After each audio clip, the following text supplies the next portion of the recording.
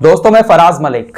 12 साल के बाद आखिरकार वो वक्त आ चुका है जब इजराइल का नफरती और भ्रष्टाचारी प्रधानमंत्री नेतन्याहू अपनी कुर्सी छोड़ने पर मजबूर हो चुका है। और इसको मजबूर किया है मुसलमानों ने। जिन मुसलमानों से ये सबसे ज्यादा नफरत करता है, उन पर जुल्म करता है, अपनी कुर्सी को बचाने के लिए उनके सामने गिड़गिड़ाया तो बहुत कि भाई मुझे समर्थन दे दो, लेकिन मुसलमानों ने इसकी एक भी बात नहीं मानी। मानेंगे भी कैसे? जब तू दुश्मन समझता है उनको तो तेरी बात क्यों मानेंगे। आखिरकार वो वक्त आ गया जब उसके पास बहुमत पूरी नहीं हो पाई और कुर्सी छोड़ने पर अब वो मजबूर हो गया है। क्या है पूरी खबर, आपको आराम से बताते हैं।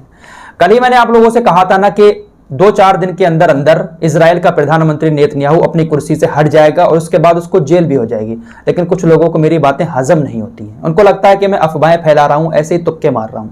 एक बात हमेशा याद रखना, फराज मलिक कभी तुक्के नहीं मारता है और न ही अफवाहें फैलाता है।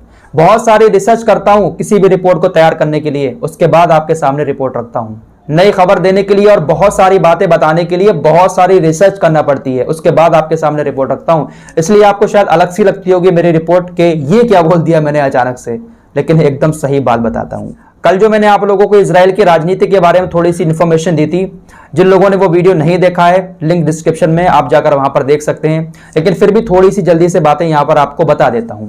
देखिए, जैसे अपने यहां पर सीटें होती हैं वैसे ही इजराइल के अंदर 120 सीटों पर चुनाव होता है। बहुमत से सरकार बनाने के लिए 61 सीटें जीतना होती हैं। लेकिन इजराइल के प्रधानमंत्री जो नेतन्याहू है, इसकी पार्टी ने सिर्फ 30 सीटें जीती थी।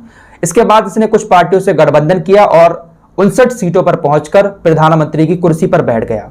क्योंकि जो दूसरी विपक्षी पार्टियां थी उन लोगों ने भी गठबंधन किया था, उनके पास सिर्फ 56 सीटें हो पाई। तो ऐसे में विपक्षी पार्टियों को बहुमत से सरकार बनाने के लिए 5 सीटें चाहिए थी, वही नेतन्याहू को 2 सीटें चाहिए थी।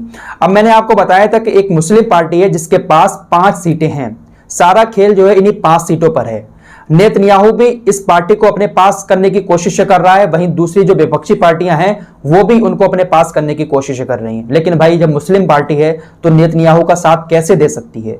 एक तरफ नेतन्याहू मुसलमानों पर जुल्म भी करता है, दूसरी तरफ उसको अपने साथ करने की कोशिश कर रहा था, तो कैसे साथ दे सकती है? आखिरकार वो वक्त आ गया जब उस मुस्लिम पार्टी ने विपक्षी पार्टियों को समर्थन दे दिया।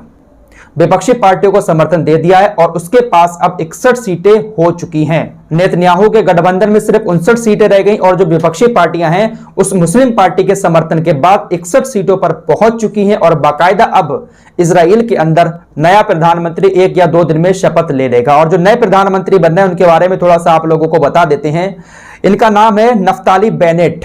ये एक दक्षिणपंथी नेता है और जब इससे पहले नेतन्याहू की सरकार बनी थी तो इसमें ये मंत्री भी रह चुके हैं। लेकिन इस बार ये अलग तरीके से लड़े थे, अलग पार्टी से लड़े थे और ये चुनाव जीतकर इन्होंने अपना अलग गठबंधन बना लिया और जो मुस्लिम पार्टी है उसको अपनी पार्टी में शामिल कर लिया है। तो ये बनेंगे नए प्रधानमंत्री नफ्ताली बेनेट। ये 2 साल के लिए बनेंगे, उसके बाद 2 साल के लिए एक और बनेंगे जिनका नाम है लेपिड। यानी 2-2 साल के लिए ये दोनों प्रधानमंत्री बनेंगे। क्योंकि गठबंधन किया है तो भाई जाहिर सी बात है दूसरी पार्टी के नेता भी चाह रहे हैं कि हम प्रधानमंत्री बने। तो ऐसे में पहले 2 साल के लिए नफ्ताली बेनेट बनेंगे प्रधानमंत्री और अगले 2 सालों के लिए लेपिड बनेंगे प्रधानमंत्री। बाकायदा उन्होंने अपने साथ सभी पार्टियों को जोड़ लिया है और कल या परसों में राष्ट्रपति को अपने सदस्यों का नाम दे देंगे कि हमारे साथ इतने सदस्य हैं, हमारे पास 61 सीटें हैं और हमने बहुमत का आंकड़ा पार कर लिया है। उसके बाद जो है 1-2 दिन में शपथ ले ली जाएगी और नेतन्याहू कुर्सी से हटा दिया जाएगा। अभी भी कुछ लोगों को यहां पर यकीन नहीं होगा, अंधभक्त टाइप लोग जो हैं। तो आपके सामने मैं लगा देता हूं स्क्रीन पर, आपके खानदानियों का आर्टिकल है, आप चाहें तो पढ़ सकते हैं। आपके खानदानियों ने भी छापा है। मैं चाहता तो इंटरनेशनल मीडिया का भी दिखा सकता था, लेकिन वो इंग्लिश में होता है तो अनभक्तों के तो समझ में आता नहीं। उनको लगता है कि मैं फेक खबर दे रहा हूं। तो तुम्हारे खानदानियों का ही मैंने लगा दिया है, पढ़ सकते हैं, दोनों साइड में है। इजराइल के प्रधानमंत्री नेतन्याहू का सफर अब खत्म हो चुका है। और एक बात आप लोगों को और बताऊं हंसी की, हमारे देश का जो गोदी मीडिया है ना, इन नए प्रधानमंत्रियों की अंदरूनी जड़ें खंगाल रहा है कि आखिर ये कितने बड़े दुश्मन है फिलिस्तीन के और मुसलमानों के। और लिख रहा है कि ये तो नेतन्याहू से भी बड़े वाले दुश्मन है फिलिस्तीन के। लेकिन आपको एक बात और बता दूं, यहां पर जो मुस्लिम पार्टी ने समर्थन दिया है ना, बहुत सारे वादे करवा कर इन पार्टियों को समर्थन दिया है, तो जो नए प्रधानमंत्री बनना है इनको अपनी सोच बदलनी पड़ेगी। फिलिस्तीन के ऊपर हमला करने से पहले 100 बार सोचना पड़ेगा। अगर इधर उन्होंने हमला किया, उधर उन्होंने गठबंधन तोड़कर दूसरे का साथ दिया और इनकी सरकार गिर जाएगी। तो इस वक्त इजराइल की सरकार में जो अहम रोल निभा रहे हैं ना, वो मुसलमान निभा रहे हैं।